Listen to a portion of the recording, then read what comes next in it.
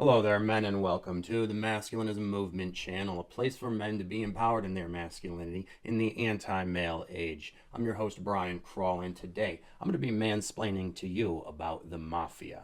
Something that I've always been interested in, and yet it's getting talked about less and less as it's mostly went away. But back in the 1900s, when I was raised, it was something that was kind of popular in the media and is a very fascinating topic, so much so that I recently published a book about it called The Italian-American Mafia, a Socio-Political Perspective. And I would like to talk about it more on this channel, so I'm going to be starting a whole series on the topic today with this video, in which I'm going to be reading to you the first chapter of my book. Chapter 1, Introduction and Etymology. They call themselves a business, or a family of friends, but they're obviously so much more. One might call it a counterculture, a secret society, an institution, or even a cult. Whatever you would call the criminal organization named the Mafia in Italian, I can assure you one thing. No matter how you look at it or interpret it, there's a lot of socio-political information that can be gleaned from studying organized crime, criminal countercultures, and dark secret societies that have certain controlling interests in our cities and civilization in general. I have studied the Mafia and other organized crime groups and organizations off and on for over 2 decades now. Mostly the Italian-American Mafia, some of its Italian roots, as well as the cartels of Mexico and Colombia, and I even once lived in Sinaloa and met some cartel members there. I also studied some Southeast Asian gangs too, mostly the Vietnamese, which I actually did a thesis on back in school a couple decades ago when I first got into studying gang culture. In those school days when I started my studies, I was just a young punk drug dealer street kid who thought of himself as an up-and-coming gangster. I pulled my ideology for this career from Cosa Nostra, which I looked to for guidance because it was so official and successful, unlike me. That ideology helped me to be at least a little successful in my trade for a while, and I actually had some other local gangsters and thugs I knew come to me for advice because of the deep understanding of organized crime that I was developing. However, realizing I possessed more book smarts than street smarts, I decided to give up that lifestyle and pursue studies alone and writing. Now, more than 2 decades later, after more study and reflection, I've been able to derive some socio-political principles from my studies of Cosa Nostra and that Italian gang culture, with perhaps a bit of my own personal experience as a street guy thrown in there, not to mention a bit of influence from the modern mythology of mafia films that have imbued our culture and gave many of us young men much needed meaning in our lives growing up. Here in this book, I'm going to impart these findings and wisdom to you. First, let me start with a little primer on exactly what the Mafia is and is not, just to make sure everyone is up to speed on it. Coming from an academic perspective, I should start with the etymology. The term Mafia technically most directly translates to bravado in Italian, though it does have some other translations and meanings. For instance, longtime mob boss Joe Bonanno, who came over from Sicily and thus spoke Italian, translates it in his book as honor.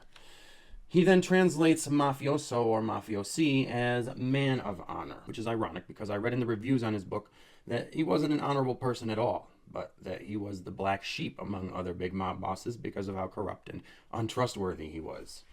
The word mafioso or mafiosi, or in older Italian mafiosu, means man of honor or respect, or proud or fearless, or maybe something else, depending on who you ask. The Mafia refers to Italian organized crime and gang culture, mostly in America and Italy, though it could also refer to Italian gangs in other countries too. The term mobster or mob may or may not actually refer technically to mafia or mafiosi, but could also refer to mixed blood associates or affiliated Jewish or Irish gangs. Non-Italians, however, cannot technically apply the term to themselves because they cannot become official members. There are multiple different mafias. The biggest, most prominent one is called Cosa Nostra. Cosa Nostra in Italian means our thing. Now, some people have been misguided into thinking it is actually called La Cosa Nostra, and that in English means this thing of ours, when that Italian phrase is not what it is actually called, but was just an American adaptation created by the FBI so that it could be shortened to LCN. Linguistically, in Italian, the phrase La Cosa Nostra wouldn't be grammatically correct, as that translates to the our thing, which obviously doesn't make sense, does it? However, In this book, it is my goal to dispel any disinformation about the Mafia that may come from the government or pop culture and give you the true academic facts about it. So let's start with the proper language. It is called Cosa Nostra, not LCN. And most mobsters in America these days who speak only English and no Italian whatsoever will often not even use those two Italian words, but will just say our thing, or this thing, or even just our friends, as this language not only comes more naturally to Americans, but it allows for plausible deniability if captured on a wiretap. Before Cosa Nostra was prominent in America, there was another Italian gang called the Black Hand. They were seen as such a scourge to society, even among Italians, that Cosa Nostra looked almost like heroes in comparison.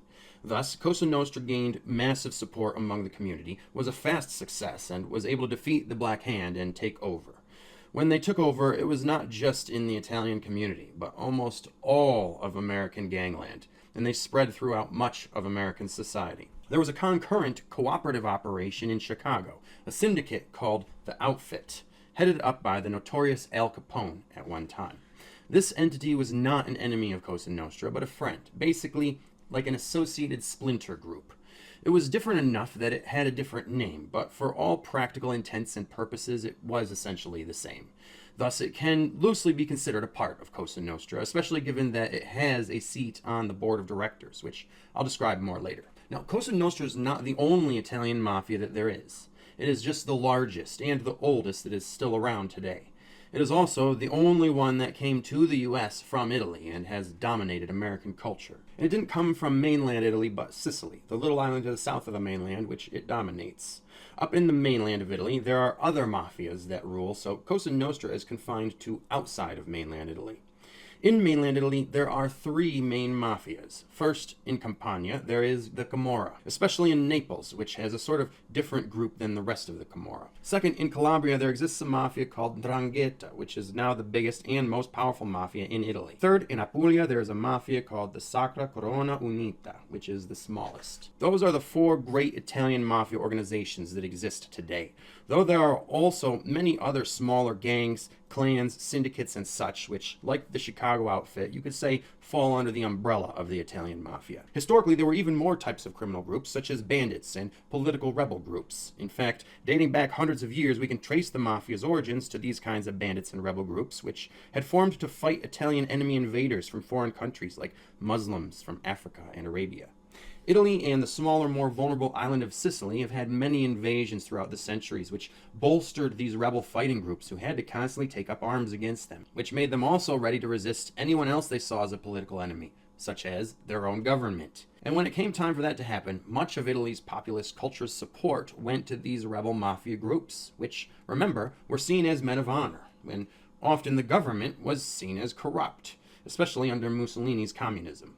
And thus, this is why the mafias were able to rise to such great power over time and become such a massive political force in the country. One that could rival and challenge the government, but acted like a second-in-command or a de facto government. So when Cosa Nostra moved to America, it carried this tradition with it and became a second government in the cities it presided over.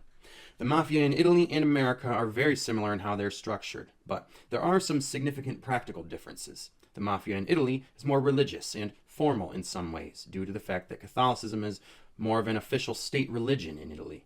And unfortunately, Italy is also closer to being a third world country and is not as modern and developed as the USA. This means that the mafia there functions more like the cartels of Mexico and Colombia. The standards and ethics are lower. The corruption is worse. The violence is more abundant and brutal. The wars are larger scale. The killings are more frequent, and the death toll is higher.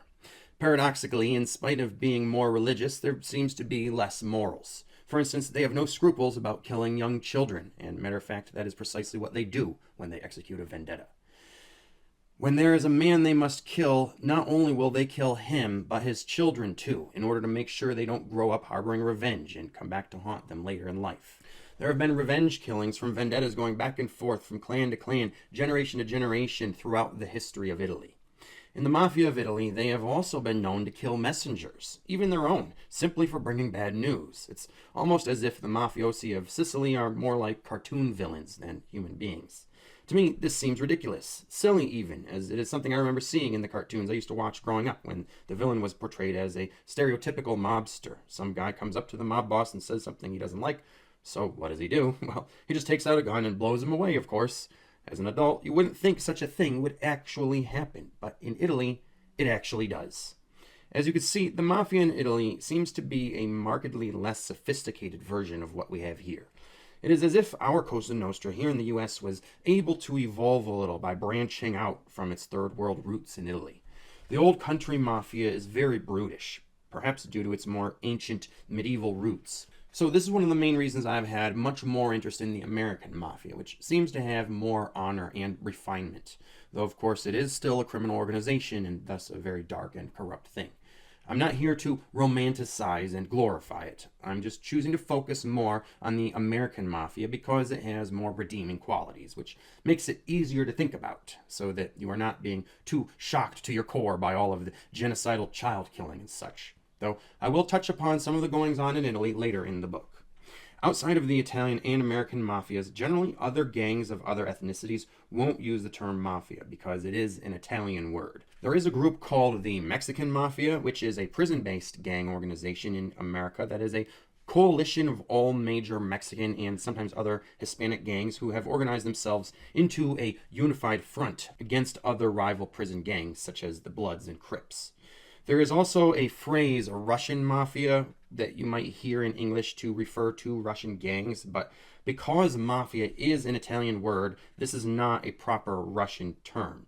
Any actual Russian gangs will probably not use such a term predominantly, especially outside of English-speaking countries, and instead will have their own Russian names that they use, such as Bratva, as well as their own distinct gang culture that will be very different from the proper mafia of the Italian tradition. I make such distinctions because for our academic sociological purposes, it is important to not only use words properly, but to not confuse different ethnic groups.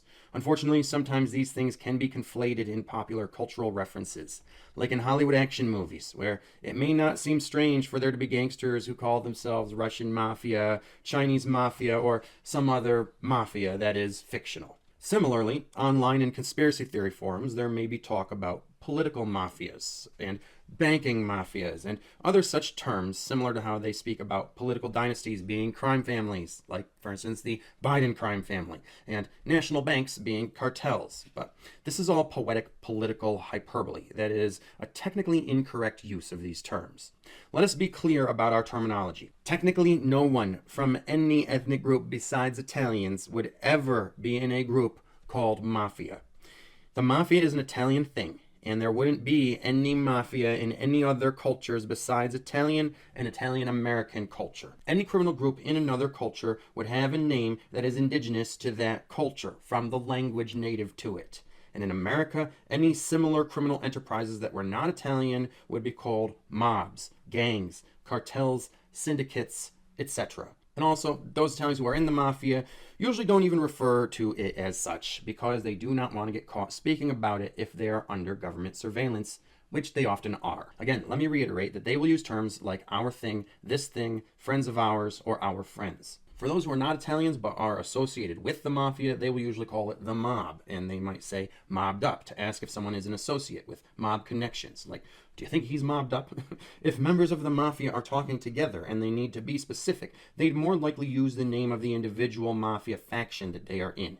In this case, they might use a family name, like saying, I'm with the Gambinos, or the name of a subgroup within the family, like I'm with the Gotti family, or I'm with the DeMeo crew. Here in this book, I will be taking a very serious look at Cosa Nostra, especially in America. This will be done under the lens of a new social science perspective, using the influence of my sociological studies over the past 2 decades. So let us continue our analysis of this fascinating organization by delving into its actual structure. But first, in order to dive into its layers, we must discuss what exactly it means to be a member of this secret criminal society. This is a topic so cryptic that for a long time, almost no one outside of its official membership even knew for sure that it existed.